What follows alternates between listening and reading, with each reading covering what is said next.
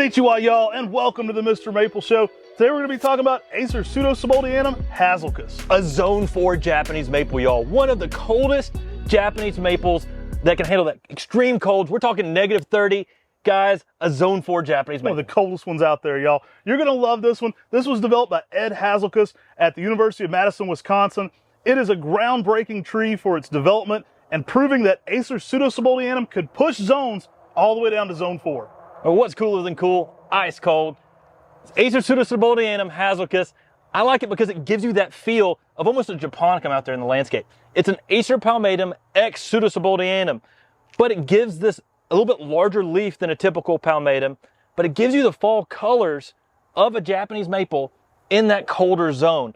And that's what makes this tree so special, is it's a good mid-sized tree, and then in the fall you get some yellows, oranges, and reds. Dude, you got to chill with the cold references. This one reminds me a little bit of something like Aconitafolium in the leaf shape. It's got a very divided leaf. It's pseudosieboldianum, not japonicum, but you get a very ornamental leaf. Now, it is an outstanding fall color. We list this down to Zone 4, but we also list this up to Zone 9. So it's a very heat-tolerant plant as well. Don't be afraid to grow this in a warmer zone. I love this plant, though, for the fall. It's great throughout the season. I've had some of the most outrageous shades of oranges to red, typically extremely bold oranges on this one. Yeah, I'd called Ed Hasselkus years ago and talked to him about this specific tree because it just breaks what we know about Japanese maples. It pushes Japanese maples into those colder zones. But you don't have to be in a colder zone to appreciate the beauty of this tree. You get that japonicum-like feel in that mid-sized tree with excellent fall color.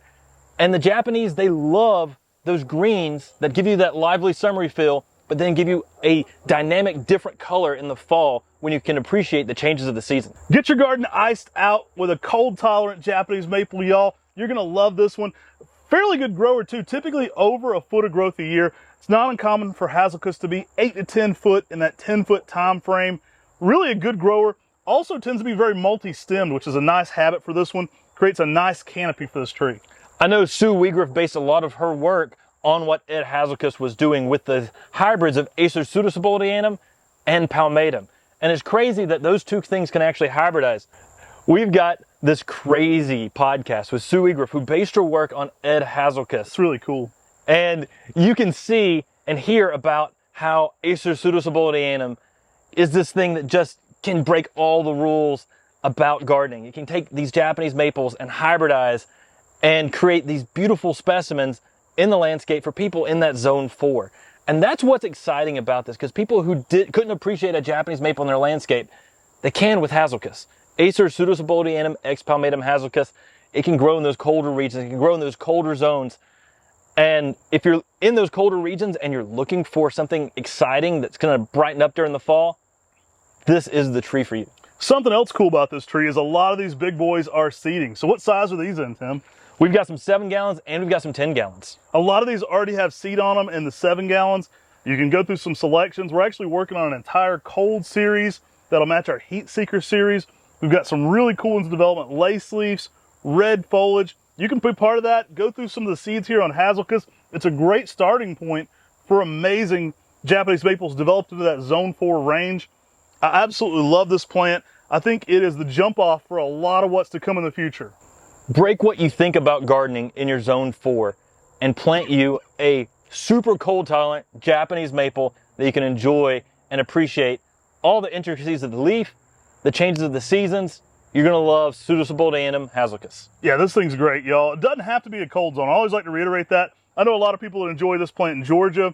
You know, it's gonna do great in that Zone 4, developed in Wisconsin, so you know it's pretty cold there. It's gonna work in a lot of colder areas. That's where a lot of the target market's gonna be. But if you're a maple collector, don't be afraid to grow this thing in Texas. You're still gonna have amazing fall color. It's gonna work anywhere that Japanese maples grow. Give it good drainage. They don't wanna be in boggy or wet feet. That'll help you with your winterization as well. Not over fertilizing is a key component, I find, to those winterization in those colder areas. So you don't wanna be over pushing this one with high nitrogen. We often stress here at our nursery that we cut off all of our fertilizing after May, and that gives you plenty of time to shut down. Now that's paramount, especially if you're going into a Zone 4 setting. You don't want your trees active as it's starting to get cold. So this is an easy tree for you to grow. It's gonna be beautiful. Get you one today on MrMaple.com. Take care, God bless, and have a great day.